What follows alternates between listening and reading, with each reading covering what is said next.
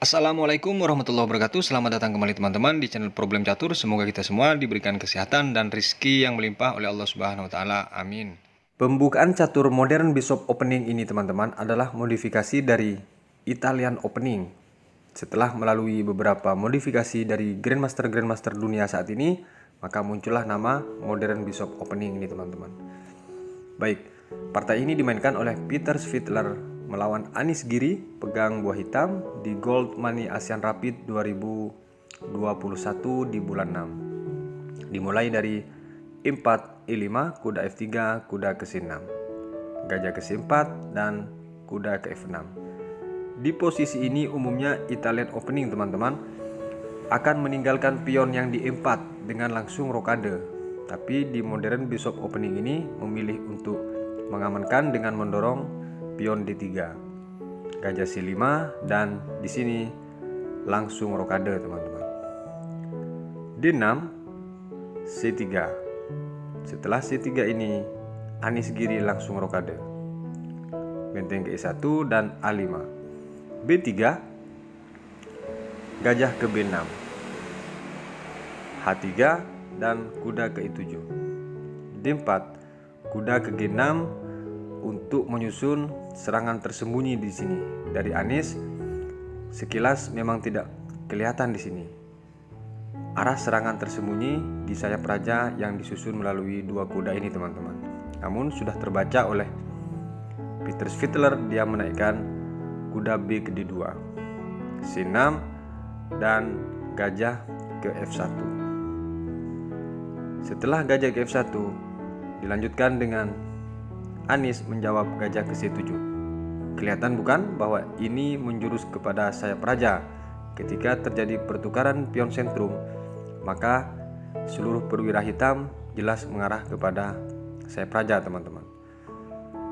Gajah ke B2 karena tercium serangan tersebut oleh Peter Svidler, maka dijawab oleh Anis lagi benteng ke E8, menteri ke C2 dan D5. E kali D5 dilanjutkan dengan kuda kali D5. Di posisi ini teman-teman, jika Anis memilih untuk pion E4, maka pada akhir langkah ke-21 hitam akan kalah satu pion, akan dipukul oleh kuda, dan dipukul kuda ini langsung dipin oleh gajah. Jelas kuda tidak bisa memukul.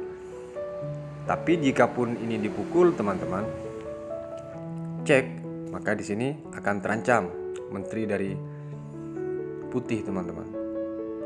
Bisa terjadi pertukaran. Yang jelas pada ujungnya hitam kalah satu pion teman-teman. Baik, kembali ke posisi E kali D5. Langkah partai kuda kali D5 teman-teman, D kali E5 dan kuda kali E5. C4 karena dikhawatirkan posisi kuda ini akan masuk ke F4, langsung diancam duluan oleh Peter Svidler.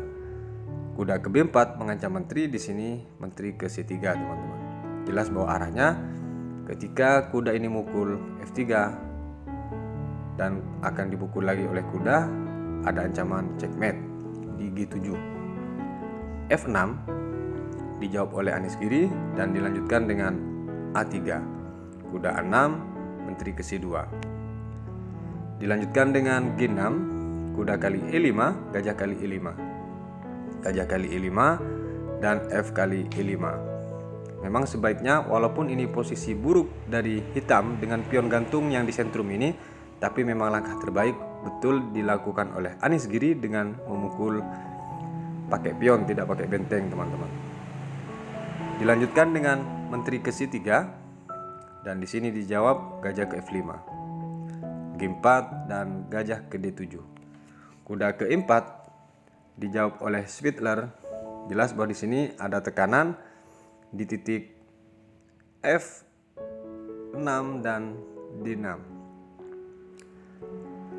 Langsung dijawab oleh Anis, menteri ke E7. Terjawab semua langkah yang akan diduduki oleh kuda, teman-teman. G5, dan di sini raja ke H8, takut kena garpu benteng yang di E8, teman-teman. Kuda ke F6 dijawab oleh Peter. Di sini langkah dari Anis, teman-teman, memberikan kualitas benteng yang di E8 ini dengan menjawab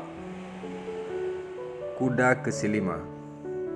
Jika dipukul oleh Peter benteng ini, maka tekanannya sudah hilang dari Peter Svittler untuk lajur yang dia susun tadi. Dan dijawab dengan F4. Inilah langkah brilian dari Peter Svittler, teman-teman, karena memaksa pertukaran. Dan ini detik-detik Anis Giri menyerah, teman-teman. Di posisi ini, teman-teman, langkah terbaik yang dilakukan oleh Anis memang sudah benar, yakni dengan kuda ke E6, menahan ketika pion ini dipukul oleh benteng agar tidak bergeser menteri dari E7. Dan ternyata, teman-teman, walaupun dia sudah melangkahkan kuda ke E6, satu langkah dari ini Anis Giri memang tetap menyerah. Kemana langkah yang tetap menyerah itu? Adalah benteng kali E5. Jelas bahwa niat Anis untuk memukul pion yang di F4 terpin oleh benteng. Kalaupun dia maksa dengan rencana untuk sekak atau cek di E2, akan datang gajah memukul.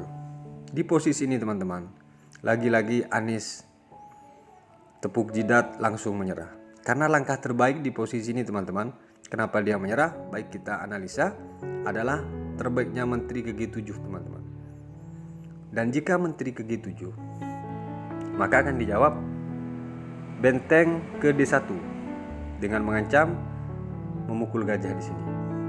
Benteng ke E7 untuk melindungi gajah ini, datang benteng kali D7 dan benteng kali D7, kuda kali D7, menteri kali D7.